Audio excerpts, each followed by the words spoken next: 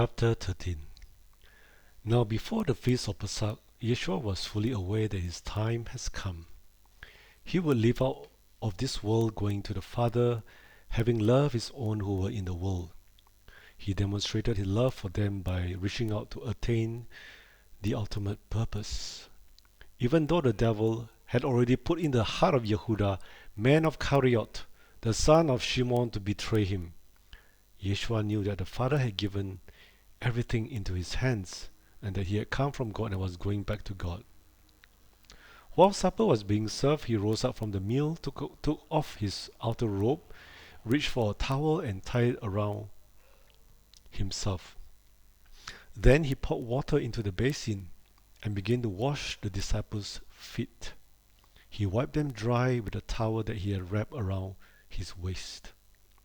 When he came to Shimon Kepha, he objected by asking him, "Lord, are you really going to wash my feet?" Yeshua answered and said to him, "You do not realize how important what I am doing is now, but later you will understand." Kepha said to him, "You must never wash my feet." Yeshua answered him, "If I do not wash you, you have no part with me." Shimon Kepha said to him, "Lord, then wash not only my feet, but also my hands and my head." Yeshua said to him, "The person who has bathed the body is clean and only needs to wash his feet to be completely clean. You yourself are clean, but not each one from among all of you."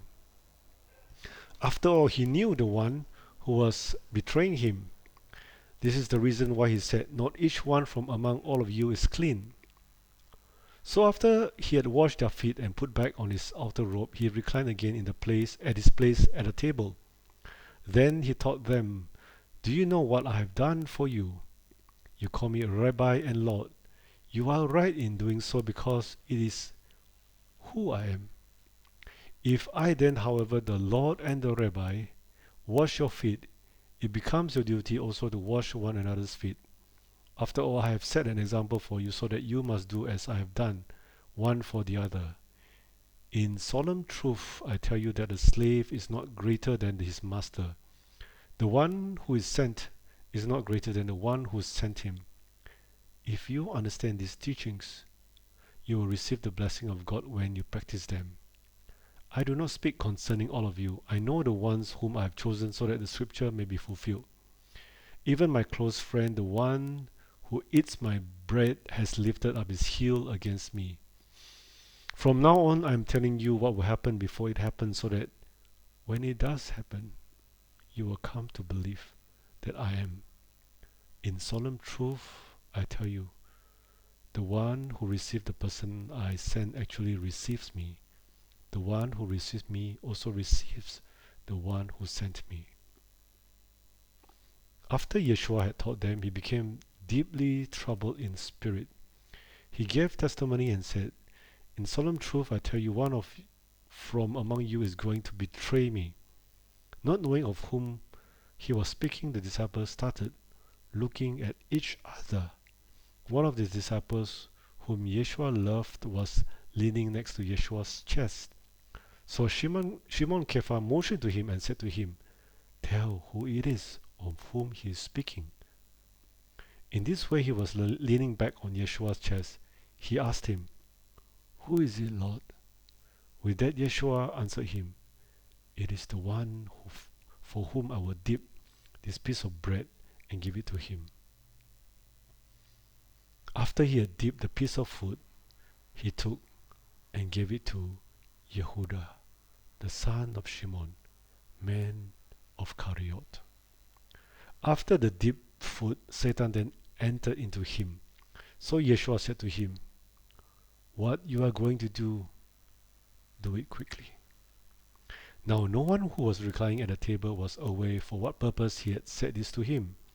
Some were supposing because Yehuda had charge of the money bag, Yeshua was telling him, "Buy the things we have need of for the feast," or that he should give something to needy people.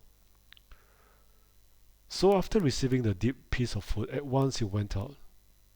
It was already night. After he had gone out, Yeshua said, "Now the Son of Man is glorified, and God is glorified in him. Moreover, if God will be glorified in him, God will also glorify him in himself, and will glorify him immediately. Little children, I am with you for a little while longer. After that you will look for me. As I said to the people of Yehuda, now I am telling you, where I am going you cannot come. I give you a commandment which must always be renewed, namely, that you love one another, even as I have loved you. In this way you must love one another. By this, all people will know that you are my disciples, because you demonstrate love one for the other." Shimon Kepha asked him, "Where are you going, Lord?" Yeshua answered, "You cannot follow after me where I am going now. Later, however, you will follow." Kepha said to him, "Why cannot I follow you right now, Lord? I will give up my life in death for you." Yeshua answered, "Will you really give up your life in death for me? In solemn truth, I tell you, a rooster will not crow until you deny me 3 times.